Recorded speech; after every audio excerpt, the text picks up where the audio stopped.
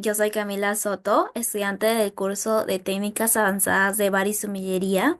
Soy estudiante de Gastronomía del tercer ciclo, el Instituto CICE. Hoy voy a exponer acerca de los temas correspondientes del curso de Técnicas Avanzadas de Bar y Sumillería. Un curso en el cual nos permite pues desarrollar habilidades muy importantes dentro del mundo gastronómico, especialmente en lo que son el área de bebidas, específicamente el vino.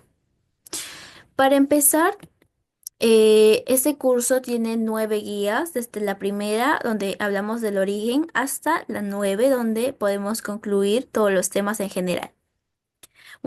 Para empezar con la primera guía, el tema sería el origen y la evolución a través de la historia.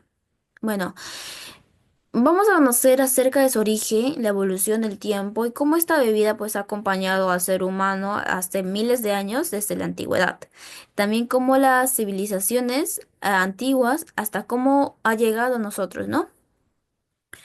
Para empezar, cuando hablamos del vino, se podría decir que lo referenciamos con algo elegante o como lo que son algo festivo, ¿no? Una celebración.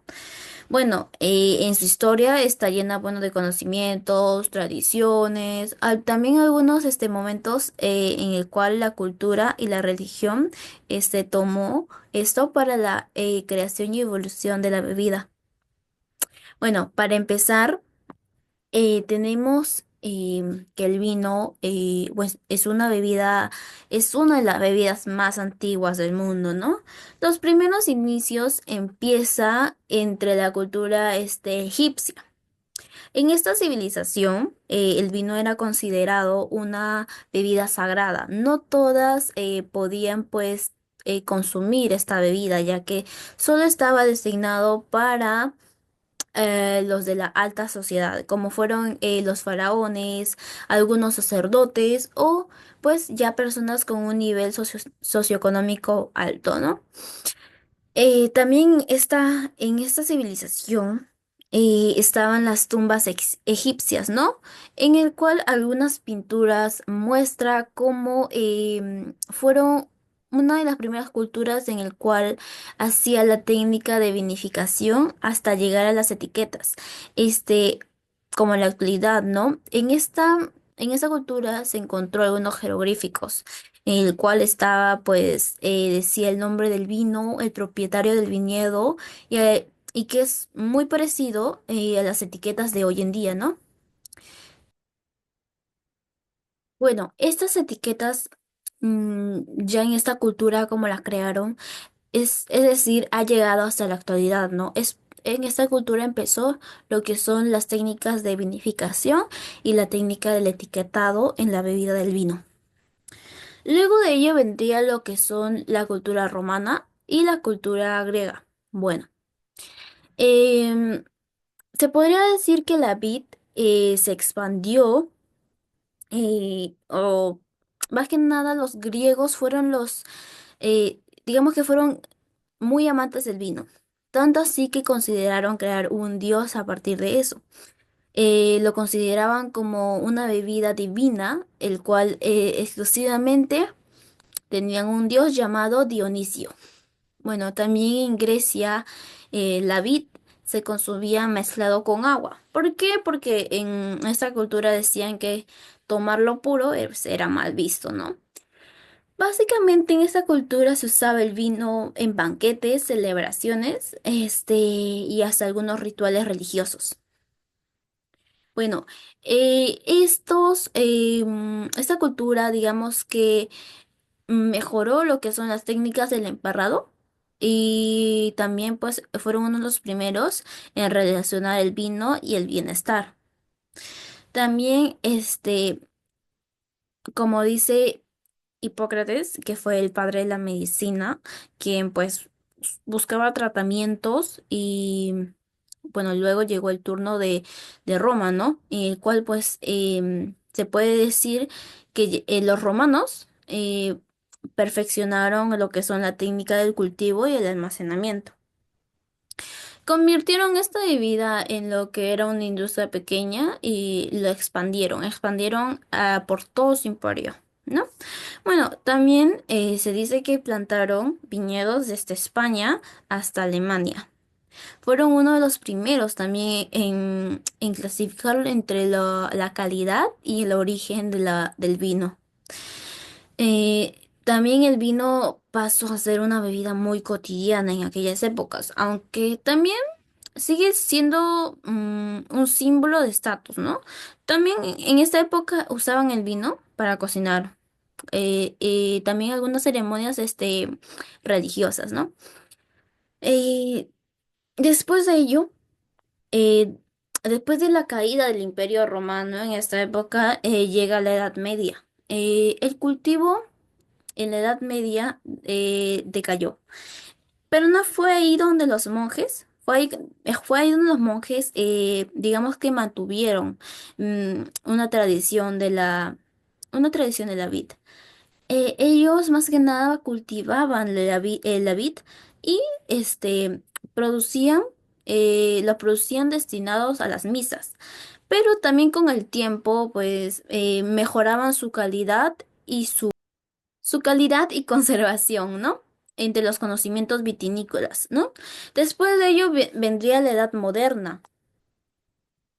En la Edad Moderna, digamos que se expandió más por el mundo. ¿Por qué? Porque estaban ahí los españoles y los portugueses, los cuales llevaron las uvas a América. Bueno, gracias a ellos, pues tenemos regiones eh, vitinícolas, ¿no? Como son, pues, está Chile, está Argentina y México. Eh, ya durante el siglo XVI-XVII se introdujeron lo que son las innovaciones en el uso del corcho y la botella, ¿no? En el cual perfeccionaron más la calidad y las técnicas. Luego de ello vendría la edad contemporánea, en el cual el vino pues enfrentó un desafío grande, ya que pues en el siglo XIX trajo la devastadora plaga, ¿no?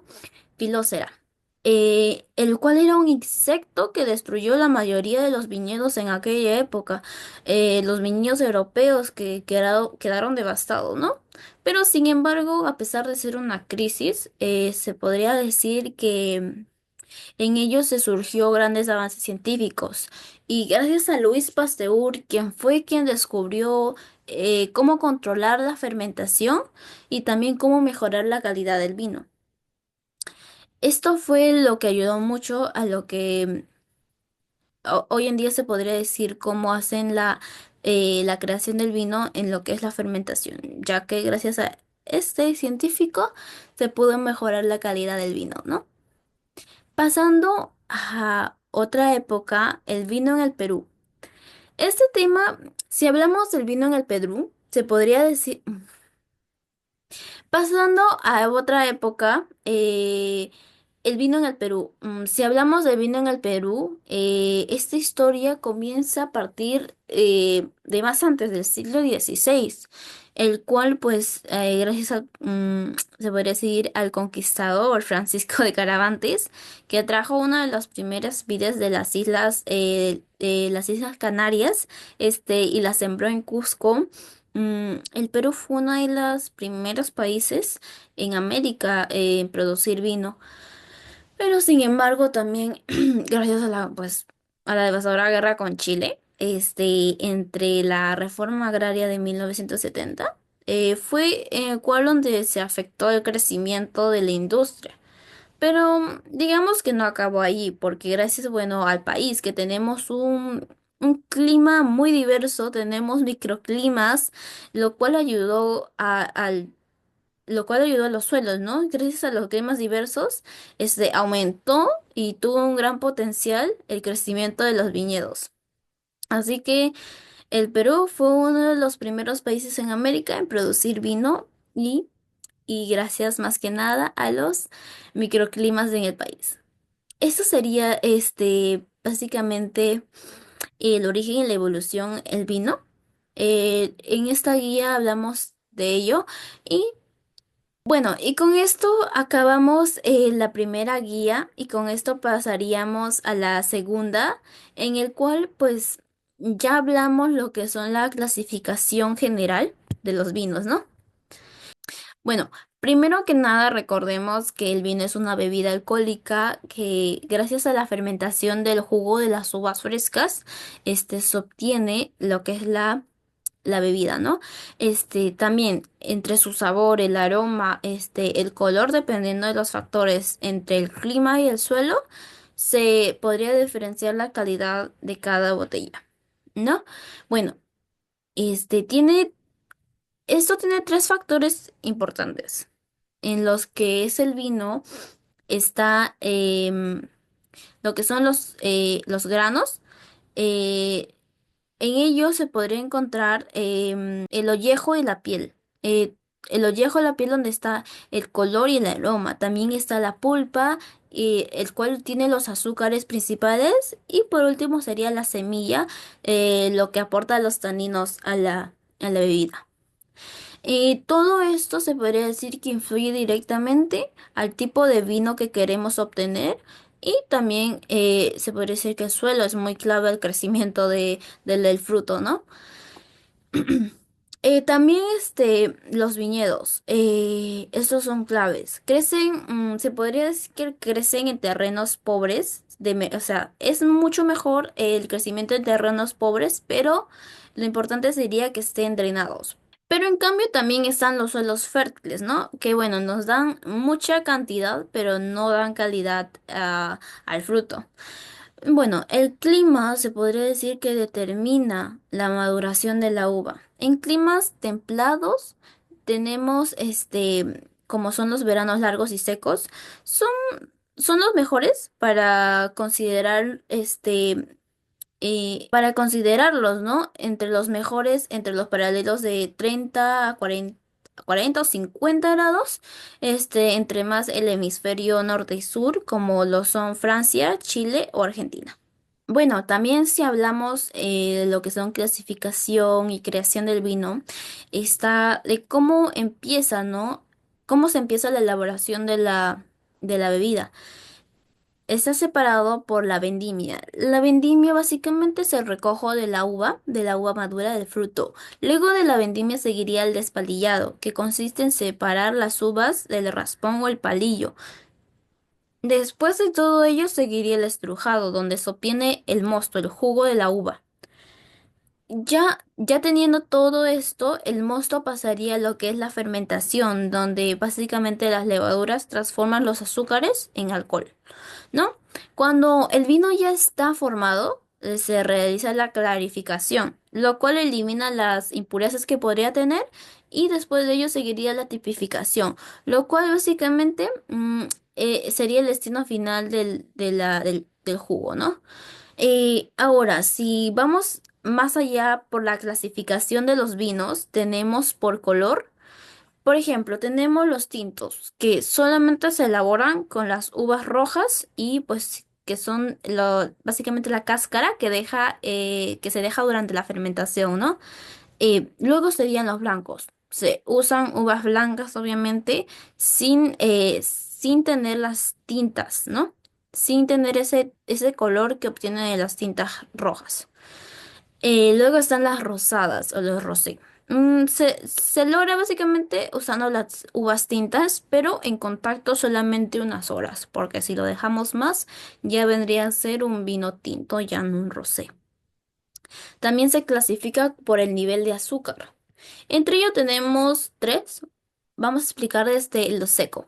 El seco, digamos que tiene menos de 5 gramos por el litro de botella. Esos serían los secos por el nivel de azúcar, ¿no?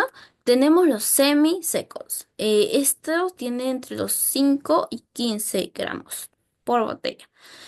Tenemos los dulces, que ya estos superan los 30 gramos por litro y son ya de un sabor más, son de los que son más consumidos porque son dulces y son más agradables al paladar. Pero entre estos se clasifican por el nivel de azúcar, ¿no? Luego por el contenido alcohólico. Tenemos los vinos de mesa o naturales, como se llaman. Este nivel tiene entre el 9 hasta el 14 del nivel de alcohol, porcentaje, ¿no? Tenemos los generosos, ¿no? Como viene su nombre, este tiene el nivel de alcohol más alto, entre los 16 o 22 porcentaje, ¿no? Mm, ¿Por qué? Porque más que nada en este tipo de contenido se le añade lo que es el brandy. Y por ejemplo tenemos marcas como por ejemplo que se lo Porto. En mayoría de las botellas de esta marca tienen esta cantidad de alcohol porque se le agrega, se le añade el brandy. Tenemos otra clasificación que es por el envejecimiento. Tenemos los vinos pues jóvenes, ¿no? Que son maduros en solamente menos de 6 meses, ¿no? Esta es la duración de los vinos jóvenes. Tenemos la crianza. Crianza ya está entre los 6 meses a 2 años en madera, ¿no? Esto es envejecimiento. Tenemos los de reserva, que estos ya vienen siendo desde el primer año hasta el tercero. Y el más grande sería el Gran Reserva, que son ya a partir de los 5 años de envejecimiento. Luego tenemos el tipo de uvas, ¿no? El tipo de cepa, por así decirlo. Tenemos los varietales, que simplemente son elaborados con un tipo de cepa, no se combina. Luego tenemos de corte o copage o copage, ¿no? Que este sí ya se combinan dos tipos de cepas o distintas variedades de uvas, ¿no?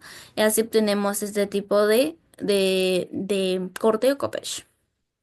Luego tendríamos por gas carbónico, ¿no? Tenemos clasificados por tranquilos, que no tienen nada de burbujas, son sin burbujas. Tenemos los de aguja, estos ya son con gas añadidos. Y por último serían los espumosos naturales, ¿no?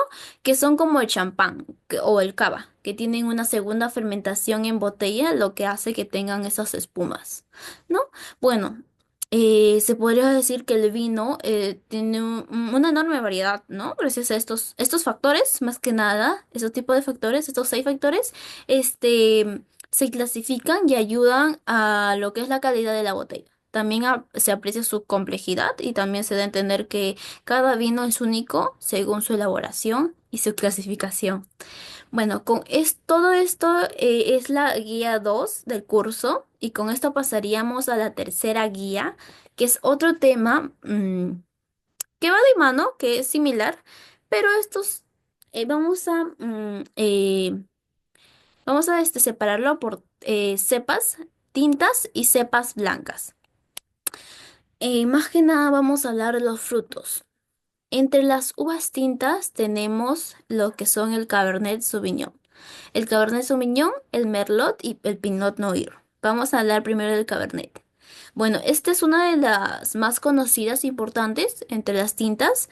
Son uvas más pequeñas de tamaño, pero tienen un color más fuerte, lo que produce vinos con mucho cuerpo y con taninos fuertes, ¿no? Son excelentes en su capacidad de envejecimiento, pero en su juventud de esta cepa pueden ser un poco ásperas, ¿no? Pero con el tiempo pues se vuelven más elegantes y complejos. Se podría decir que tiene un aroma más a grosellas, a cereza o a chocolate. Pero este tipo de cepas se combina muy bien con carnes rojas, con algún cordero o algún plato con salsa intensa. Para esta cepa, la temperatura ideal sería entre los 16 y 18 grados, ¿no? Con esto pasaríamos al merlot. El merlot es originaria de Francia. Es una cepa, se podría decir más suave que la anterior, pero sus vinos son más afrutados. Tiene unas notas más a ciruela, a miel, a menta. También esta cepa combina muy bien con guisos, algunas carnes blancas, unas verduras asadas o algún queso semi-maduro, ¿no? Y con esto pasaríamos a la cepa Pinot Noir. Esta cepa es muy especial porque tiene digamos que es un poco caprichosa, porque es difícil de cultivar, porque cuando se logra, se producen vinos de una elegancia más distinta a las otras, es más impresionante. Pero su sabor, pues, es más esencial, ¿no? Se podría decir. Este tipo de cepa tiene un color más rubí claro. lo cual ofrece un aroma más a frutos, cereza, frambuesa, ese tipo de olores, aromas, este, son muy característicos en esto. Su sabor es más delicado, ya que tiene con taninos más ligeros y más a notas florales, ¿no? Este tipo de cepa se recomienda pues abrir unas horas antes para que se oxigene, ¿no? Le da un tipo de sabor más distinto. Bueno, y con esto pasamos a las cepas blancas. Primero que nada tenemos el Chardonnay. Esta variedad es una de las más famosas del mundo. Es originaria de Borgoña, pero se adapta casi a cualquier tipo de clima y esta cepa produce más vinos ligeros y frescos. Se podría decir que son más cremosos y complejos. En climas fríos, este tiene un aroma más a manzana o algún tipo de cítricos, ¿no? En climas más cálidos, tiene un aroma a frutas tropicales como el piña, el melón. Ese tipo de aromas es característico. Este tipo se marida con pescados primero o con el tipo de marisco o carne blanca, ¿no? Incluso con algunas pastas cremosas. Luego tenemos el Sauvignon Black, es otro tipo de cepa que, bueno, es originaria de Francia, es una muy aromática y refrescante. Pues son ideales para acompañar con aperitivos como mariscos o pastas ligeras o alguna ensalada.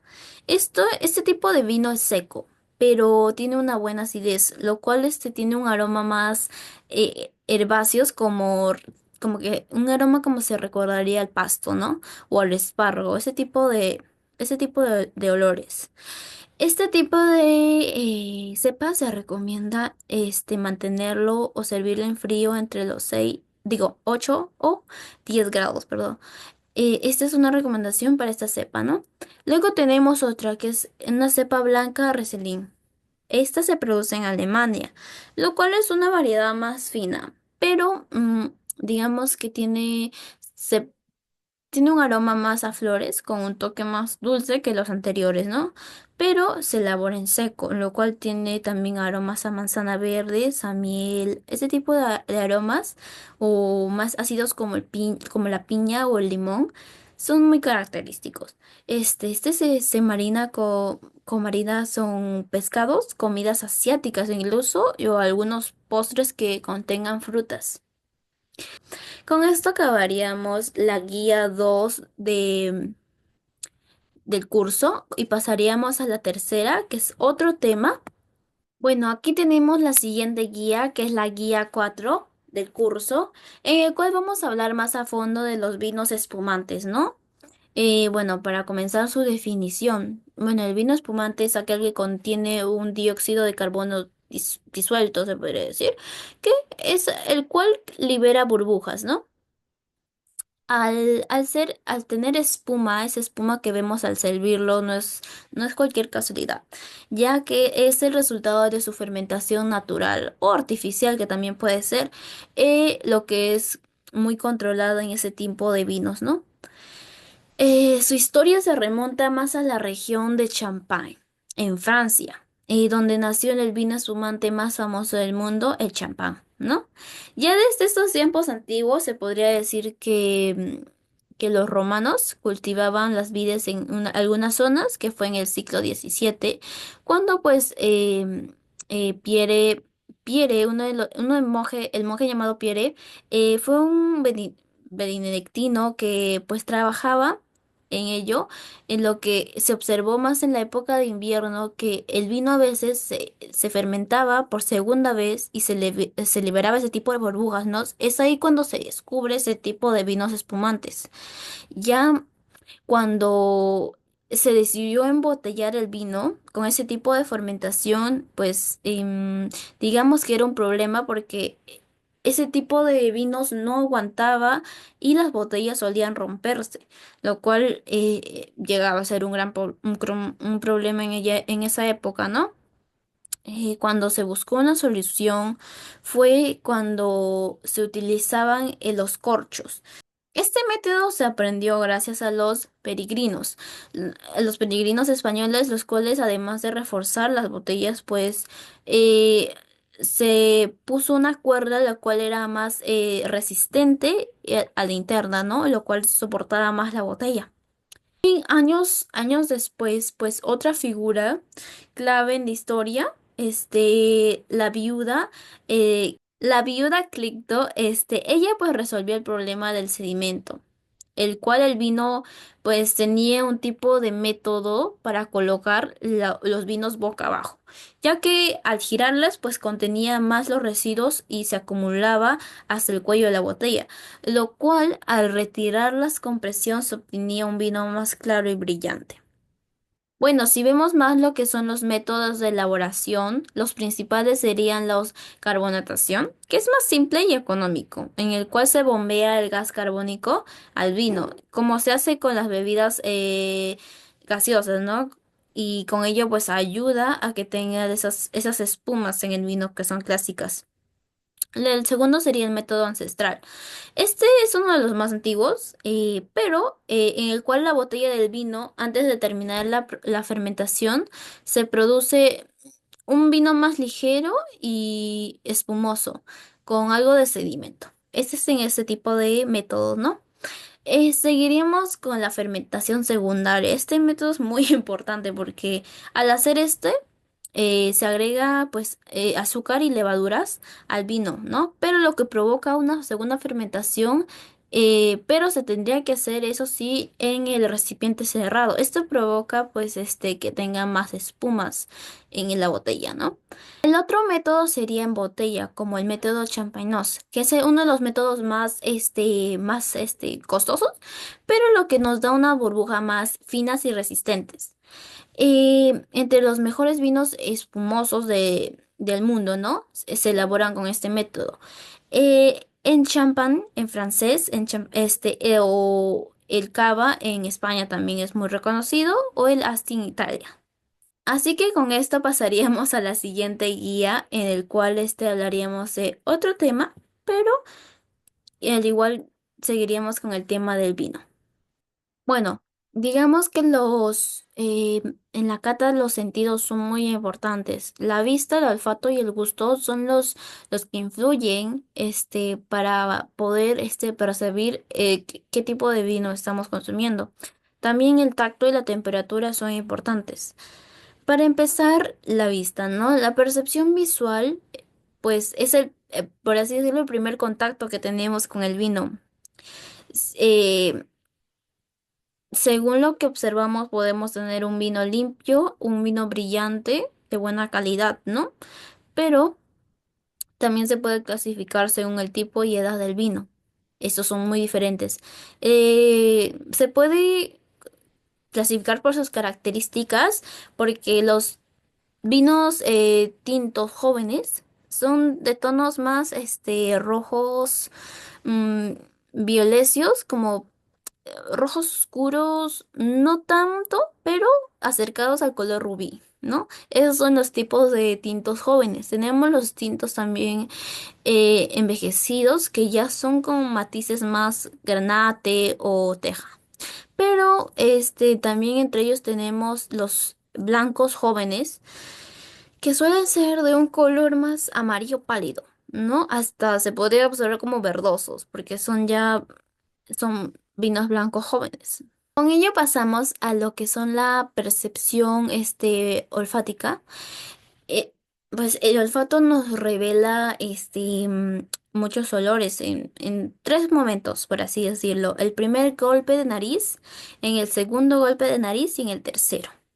En el primero tenemos sin agitar, al captar el aroma inicial, ¿no? El segundo golpe es cuando la copa se mueve suavemente y se libera más componentes, ¿no? Vitales del vino. El tercero ya es con movimientos más intensos y si queremos descubrir que tiene más defectos o aromas más escondidos dentro del vino. Los aromas también se podrían clasificar en tres grupos: los primarios, los secundarios y los terciarios. En los primarios, en el primer golpe es proveniente de la uva. Los suelen ser más suelen ser más como frutales o florales, se podría decir. En el segundo ya surgen ya Es básicamente por la crianza. Aporta, pues, es más es notas más a madera o a vainilla o a frutos secos que se puede, diferenciar, ¿no? Y los terciarios ya son más, por por la crianza. Este ya se aporta, pues, aromas más, entre maderosos también y frutales, que son más especializados en aromas herbáceos, ¿no? Y, y entre muchos también, cada vino son, podría decirse, de universos sensoriales diferentes. Luego tendríamos pues el gusto y las sensaciones táctiles, ¿no? Que son una de las sensaciones más importantes. ¿Por qué? Porque cuando llegamos ya a probar el vino, en la lengua las papilas gustativas pues detectan los cuatro sabores básicos, ¿no? Como son el dulce, el ácido y el salado y el amargo. Pero está en ello en el equilibrio, determina el aroma del vino, básicamente. Los vinos dulces transmiten suavidad. Los ácidos suelen transmitir más frescura y está entre los taninos, generan ya más, por así decirlo, estructura al vino. Es más, astringente. Mm, y por último sería el sabor amargo. ¿Por qué? Porque se suele percibir ya de vinos más maduros, ¿no? Con mayor tiempo de envejecimiento. Durante el primer contacto con la boca, tenemos el sentido de la intensidad del vino. Pero esto es porque entre ellos aparecen los matices y las texturas, ¿no? Pero al final, se percibe pues lo que son, este tipo de sentidos se puede durar algunos segundos o minutos. Y también cuando ya tenemos el gusto, percibimos más sensaciones, pues, como son las sensaciones táctiles, en ello viene ya la temperatura. Ya cuando va pasando más el tiempo al ya, al ya tener la cata, va cambiando o bajando el sabor dependiendo. Esos son ya la misma velocidad del vino. Pero por eso la temperatura es muy importante para pues consumir, porque algunos vinos, como ya mencioné, es mucho mejor como abrirlos entre los 8 a 10 grados y eso depende también su importancia y cambia el sabor del vino, ¿no? Y con ello terminamos la guía, esta guía y pasaríamos a la siguiente. Bueno, pasamos a la guía número 6, el cual ya es más introducción al maridaje. Bueno, se podría decir, ¿qué es el maridaje? Pues básicamente consiste en unir un alimento, un tipo de comida para algún tipo de vino determinado. Esto tiene que ser específico porque cada uno cambia el sabor, ¿no? El sabor de ambos podría ser distinto al combinarlos. Es decir, no solo se trata de acompañar la comida con vino, sino por costumbre o así. Se trata de buscar un aroma, sabor o alguna textura que sea ideal para que se combinen y lleguen a tener una experiencia más completa y placentera. A ver, con esto se podría decir que, claro, y con esto también se podría decir que el vino y la comida se casan, ¿no? Tienen una unión, son como una pareja que se debería complementar. Y con ello pasaríamos a tener un equilibrio entre ambos, ¿no? Entre ambos sabores. Con eso pasamos al origen y la evolución del marinaje. Digamos que en realidad el maridaje no nació con una técnica de madera, de manera moderna. Esto viene desde hace siglos porque digamos que producía una cantidad de vino, naturalmente se consumía con platos en un tipo de lugar. Por ejemplo, se podría decir en Francia. En los vinos de Borgoña, se notaban que se podía combinar con más carnes rojas o algún tipo de eso, pero es por la zona. Por ejemplo, en Italia los vinos de Toscana se servían más con pastas. Era muy tradicional pues en el país, ¿no? O algún tipo de carne local. Este tipo de marinaje era muy esencial en cada tipo de país, entre Francia o Italia. Luego, para ello, para también tener el marinaje, se tienen que cumplir algunas reglas generales, ¿no? Como, bueno, con el tiempo estos se establecieron para pues ayudar a la combinación equilibrada entre ambos sabores, porque como ya mencioné, son importantes el equilibrio entre ellos. Pero tenemos, por ejemplo, los vinos secos. Estos son antes que los dulces, ¿no? Se podría decir. En cambio, los vinos blancos son antes de los tintos. Y los vinos ligeros son antes de los cuerpos. Y los jóvenes, pues antes de los viejos. También algunas recomendaciones específicas que se podrían dar son que los vinos generosos son buenos para aperitivos, ¿no? Son esos vinos con mayor cantidad de alcohol y son muy buenos para algunos aperitivos. Tenemos los tintos jóvenes. Estos más bien buscan más ser consumidos por carnes o algún tipo de pasta o embutido, ¿no?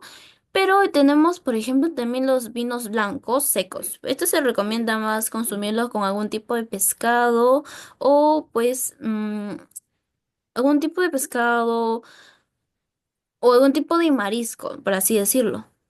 Mm, porque son muy combinables entre ambos sabores. Entonces también están los vinos ya más dulces. Estos son ideales durante pues la comida. Eh,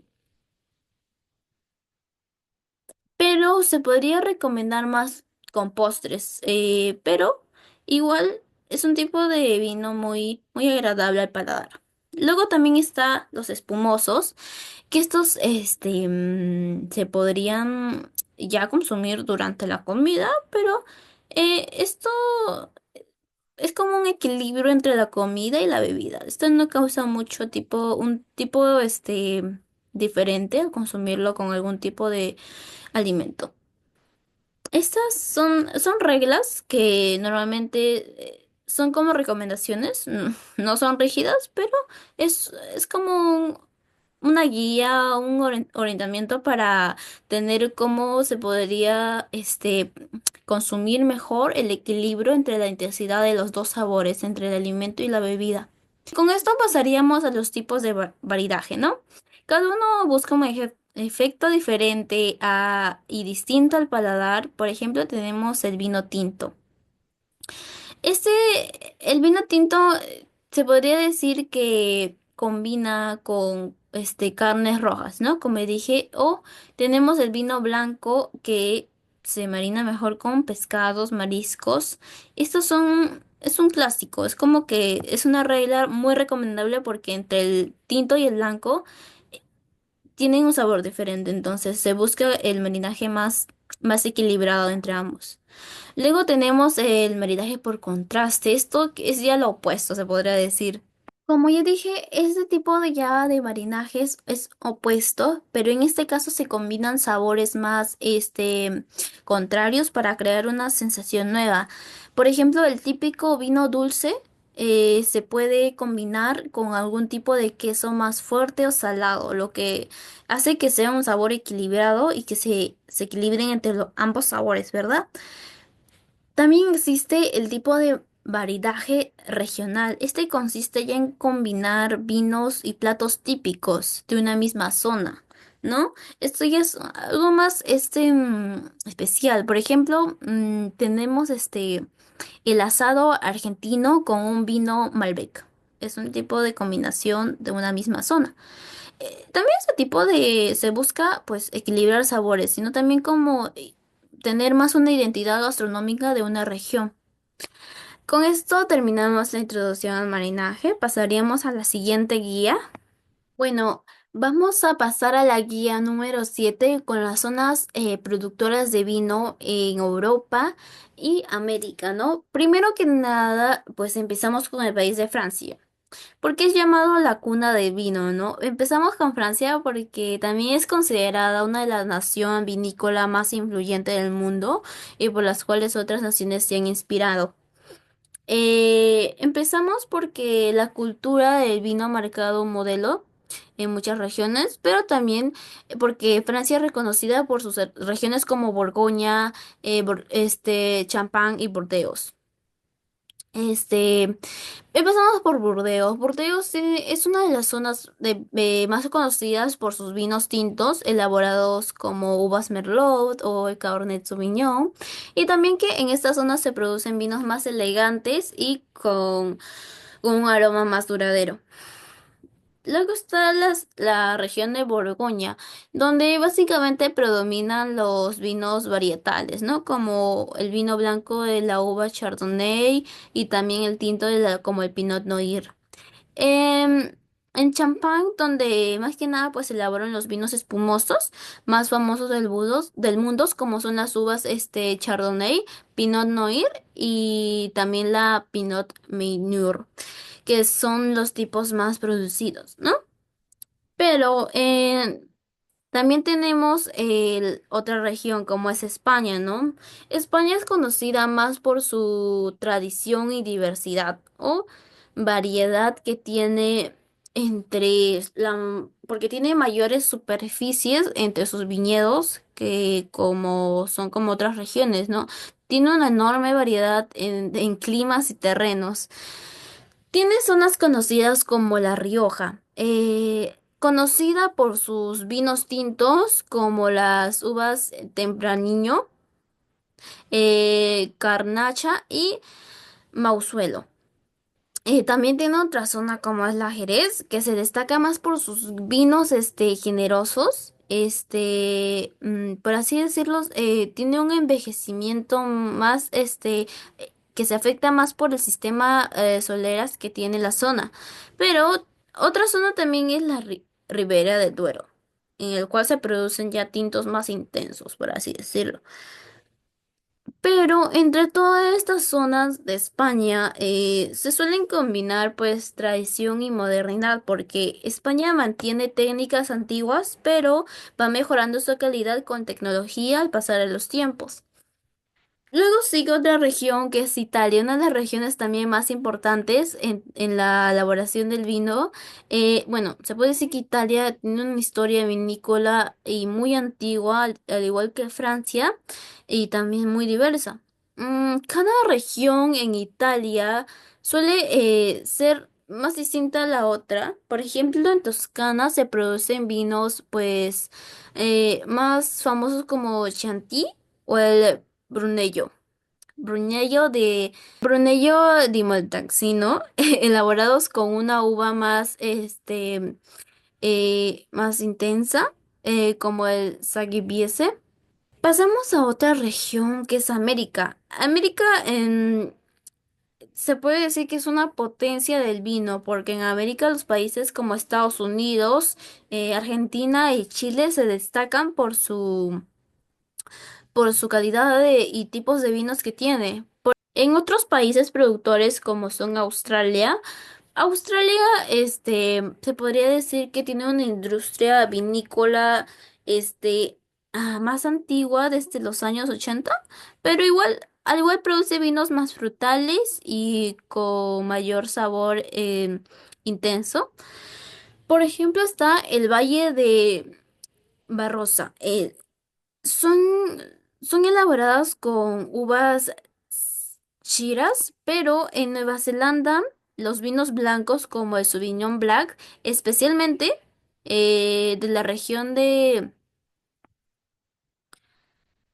Marlborough, Marlborough, pero son reconocidas mundialmente por su aroma intenso y por su frescura. Finalmente tenemos la región de Sudáfrica, ¿no?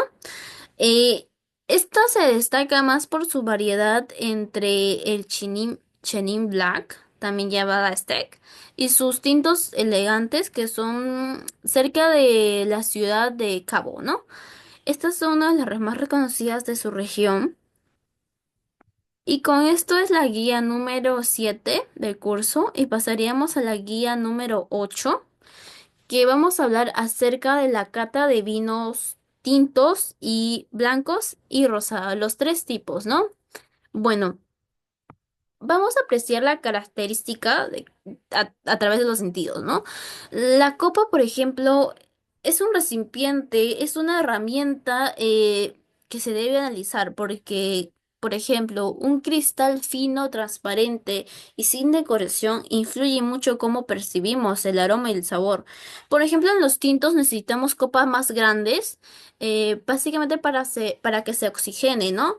Pero, por ejemplo, en los vinos blancos se prefiere copas más pequeñas para que mantenga su frescura. Entonces, también está el diseño de las botellas. La botella no es simplemente un tema estético, sino es funcional. Por ejemplo, la bordaleza se usa para los tintos. ¿Por qué? Porque la, la copa está más especializada para ese tipo de vino y ayuda mucho a que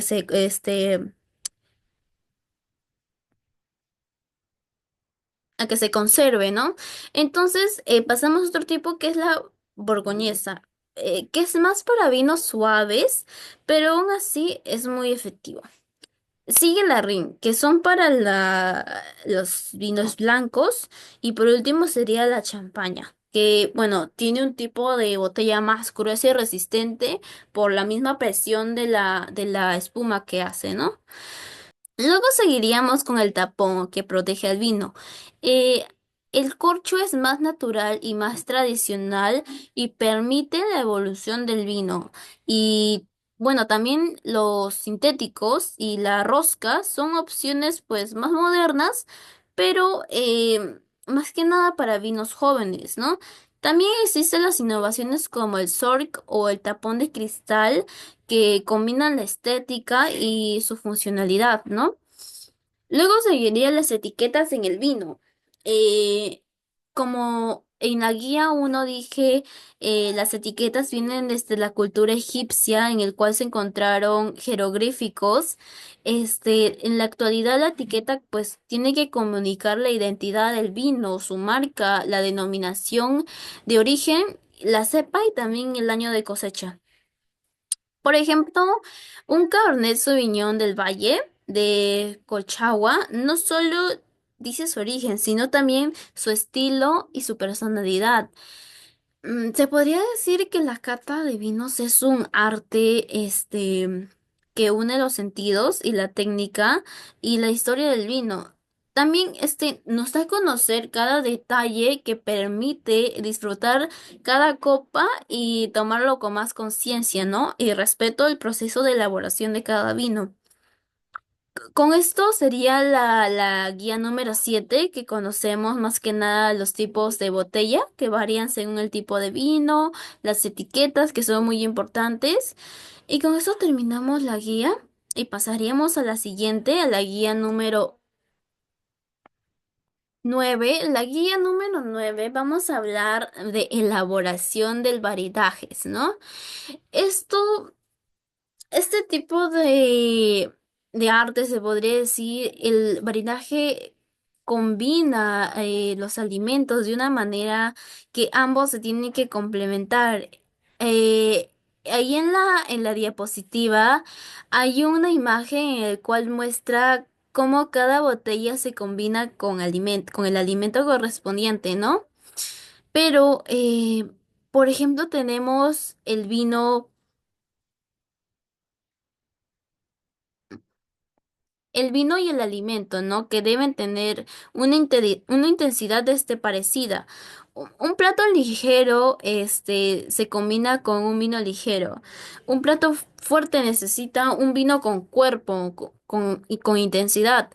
Mm, por ejemplo, el menú de forma global.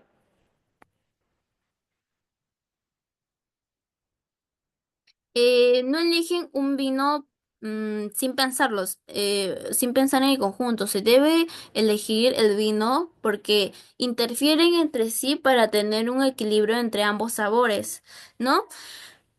Por ejemplo, no se sirve un vino tinto muy potente, antes que el vino blanco suave, ya que pues, el segundo parecería insípido, ¿no? Le quitaría todo el sabor correspondiente del vino blanco, lo cual llegaría a nada, ¿no?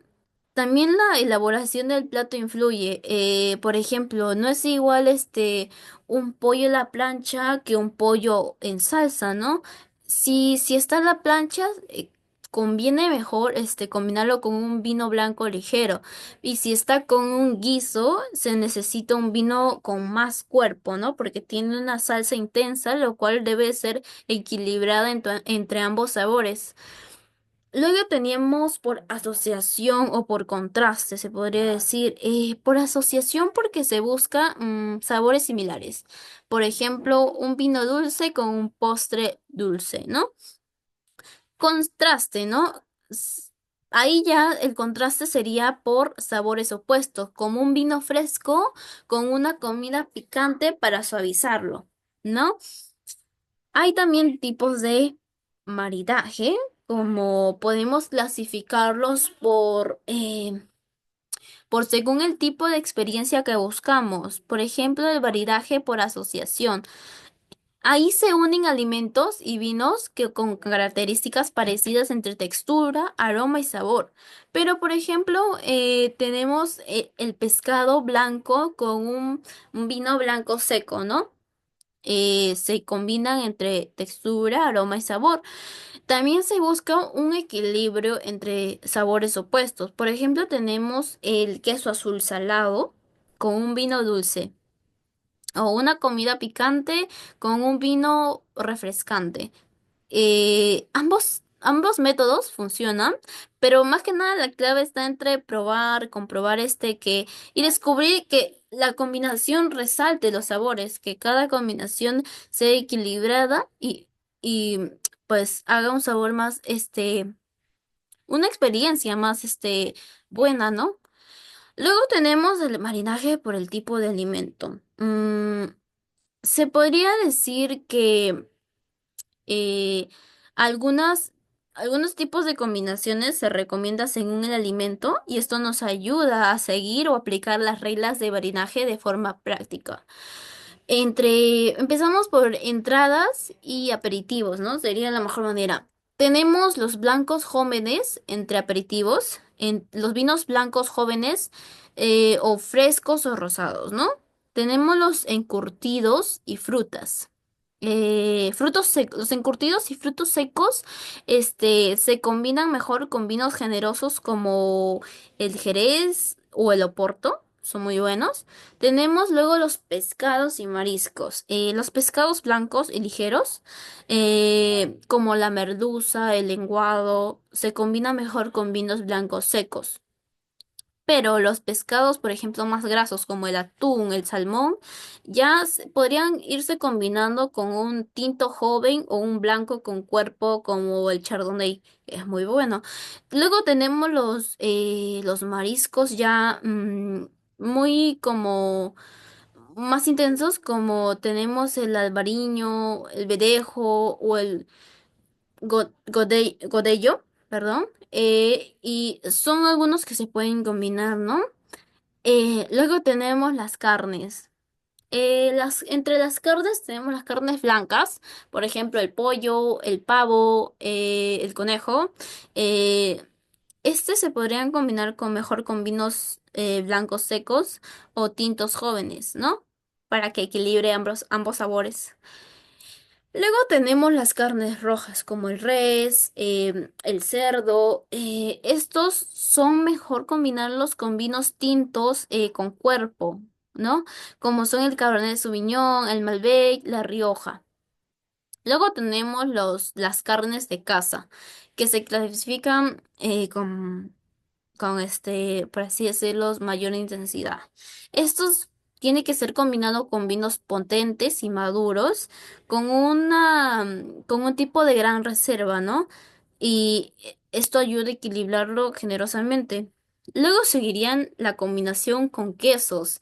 Esto es más distinto a cualquier tipo de marinaje porque, por ejemplo, un queso tierno, se combina con uno de cuerpo, con blancos, con cuerpo o ligeramente dulces, ¿no?